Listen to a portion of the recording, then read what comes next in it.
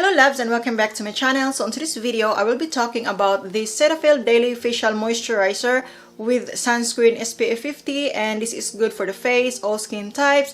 It says that it is non-comedogenic, non-irritating, and of course it's a fragrance free. So this is how it looks, and this is the actual packaging of this Cetaphil Daily Facial Moisturizer with SPF 50. So by the way, this video is not a sponsored video, and as you know, if you're following me on most of my vlogs, I've made a lot of video about Cetaphil. The reason for that is I love the Cetaphil product, and of course they are very affordable and it's easy to purchase. You can just go to Walmart, Target, and Amazon, and a lot of Cetaphil selection you can see in there. So I always have to say this one, that we all have different skin types, so it doesn't mean that everything that I say on this video it's gonna work onto your skin, because we all have different skin types, different skin texture, so you have to listen into your skin, and if there is irritation or allergies that is occurring onto your skin, then please discontinue the use of the product and always consult for a dermatologist or a doctor. So anyway, let's start talking about the product, and it says here that it has an active ingredient called octinoxate 7.5%. so forgive me if I mispronounce that one. I'm just going to write it there, the spelling, and so the ingredient is just right there, so I'm not pretty much sure if you can see that clearly in the camera. So this octinoxate, so if I mispronounce then correct me, this is a chemical. So if you have melasma, very sensitive skin, I would say that it would be better to use a mineral sunscreen. It would be better for your skin because this is a chemical sunscreen.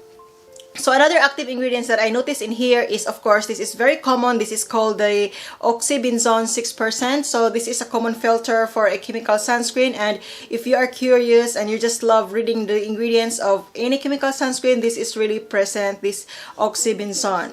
So now let's talk about the inactive ingredients of this product. So one of it is the glycerin, and we all know that glycerin is really great because it is humectant and it can increase the skin hydration. So it's really great for the skin. So another thing is the dimethicone, and dimethicone is really nice onto our skin because it has an occlusive characteristic which helps to seal the hydration. This has a methyl paraben, and methyl paraben is very common. It's just a preservative. It is more an antifungal, and it helps the lifespan, increase the lifespan of the product. So for me, paraben is not really a big deal, so I still love it even if this has a methyl paraben. So the last ingredient that I'll be talking is the xanthan gum. So this is very common because this ingredient, it helps the product to feel smooth on the skin when you're going to apply the product. So basically it helps in the application of the product to feel it like soft and smooth, and it would be very easy to apply if they put on this kind of ingredients, which is the xanthan gum. So now I am just going to show you the consistency of this Cetaphil. So I honestly love the packaging because it has like a pump.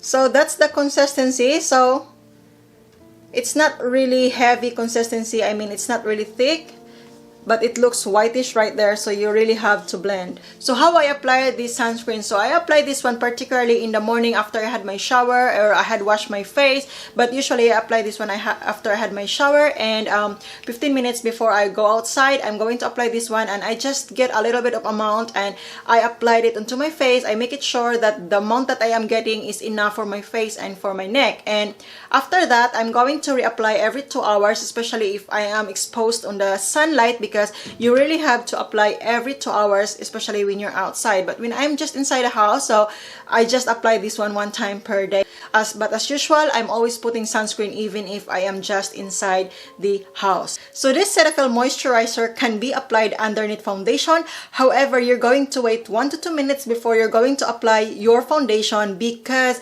it's gonna be a little bit sticky when you're going to apply it right away. However, if you're going to wait like 1 to 2 minutes, then you applied your foundation, it will be more easier to blend and the foundation would look like natural looking.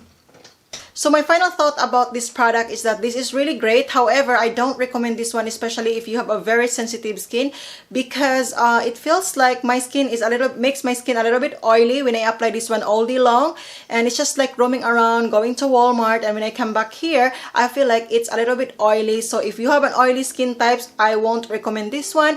And also if you have a severe acne or pimples already, I don't recommend too, because I would rather recommend the mineral sunscreen because of the active ingredients, and sometimes it can trigger the acne more, so it would be better to be safe. But yeah, it's all up to you if you're going to try also. I'm just saying based on my personal preference. But this is really great sunscreen, and for the price of this one, I really love it because it's not expensive. If you remember on my previous video, that was like a year ago, maybe, I believe it was a year ago or many months ago. So I was reviewing Daily Facial Moisturizer with sunscreen, but it is only SPF 15.